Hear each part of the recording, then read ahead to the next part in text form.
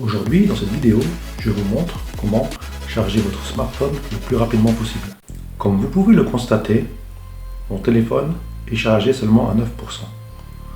Ce qui m'intéresse maintenant, c'est de trouver une solution pour le charger le plus rapidement possible. Je vous explique tout dans cette vidéo. Si on utilise un chargeur classique, comme celui-ci, vous voyez que le téléphone va se charger au bout de 7 heures. Il s'agit ici d'une charge normale. Chargeur normal, charge normale. Maintenant, si j'utilise ce type de chargeur, qu'on appelle chargeur à charge rapide, vous voyez que rien n'a changé.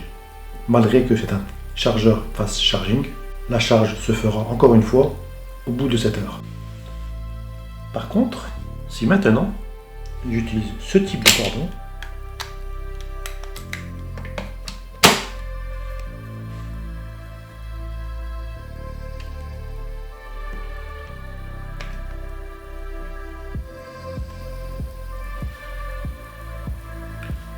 vous voyez qu'avec ce type de cordon, la charge ne se fera pas au bout de 7 heures, mais au bout d'1h32. Tout ce que l'on a fait, c'est remplacer le type de cordon. Alors pour expliquer cette différence, j'ai préparé ce type de cordon. Donc vous avez ce cordon avec les différents fils, 4 fils pour l'USB. Le fil noir et le fil rouge correspondent à l'alimentation et le fil blanc et le fil vert permettent d'envoyer les data. Si maintenant je recharge le téléphone avec les 4 fils reliés,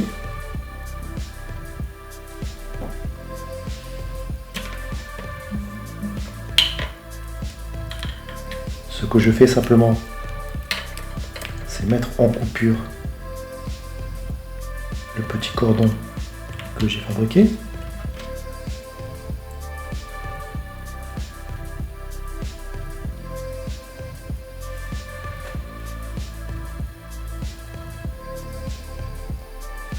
Vous voyez que la charge du téléphone reste encore à 1h30. Donc là, par rapport à tout à l'heure, lorsqu'on était réellement en phase charge, c'est-à-dire avec le deuxième cordon, la charge est de 1h30. Avec un voltmètre, si on mesure la tension entre le fil noir et le fil rouge, vous voyez qu'on obtient aux alentours de 5 volts. 5 volts, c'est ce qui est fourni par l'alimentation au téléphone pour pouvoir le recharger. Un autre paramètre qui est très important pour la recharge, c'est le courant fourni par l'alimentation. Alors on a vu que pour la tension, l'alimentation fournissait 5 volts. Et on voit pour le courant, j'utilise ici une application qui s'appelle Ampère, qui nous donne pour valeur max du courant une valeur aux alentours de 1 ampère. Donc ça veut dire que 5 volts multiplié par 1 ampère pour avoir la puissance. La puissance fournie au téléphone pour faire la recharge est de 5 watts. Maintenant, ce que je vais faire, c'est débrancher l'alimentation, couper le fil vert ainsi que le fil blanc. Donc j'ai préféré enlever l'alimentation pour ne pas prendre de risque de détériorer le téléphone. Je rebranche l'alimentation en étant sûr que les fils rouges et noirs ne se touchent pas.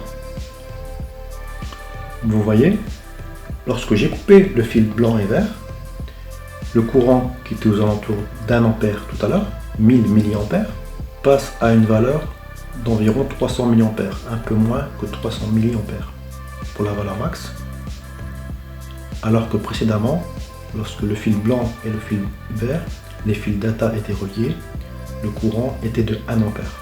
Donc vous voyez, avec mon cordon compatible fast charge, compatible parce que les 4 fils à l'intérieur, le fil rouge, le fil noir, le fil blanc et le fil vert, sont reliés, on charge à une valeur de 1 ampère, alors qu'avec le cordon qui n'est pas compatible fast charge, il n'est pas compatible fast charge parce qu'on a simplement le fil rouge et le fil noir, donc l'alimentation de l'USB, qui sont reliés, les fils blancs et les fils verts étant même inexistants dans ce type de cordon.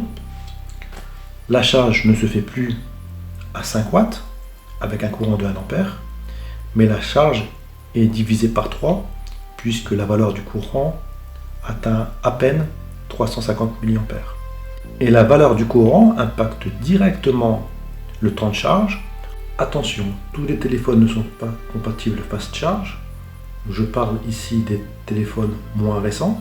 La technique fonctionne aussi bien sur smartphone que sur iPhone. Donc si vous avez un chargeur fast charge, le cordon adéquat et un iPhone récent, vous diminuerez également de façon significative votre temps de charge. Sur smartphone, le temps de charge dépend de l'état de charge du téléphone. Prenons l'exemple d'un smartphone qui est chargé à 91%. Avec une charge normale, on voit que le courant nécessaire à la charge est aux alentours de 200 mA. Si on utilise cette fois une charge rapide, le courant est plus important et vaut 1 ampère. Toujours si le smartphone est chargé à 91% de sa charge.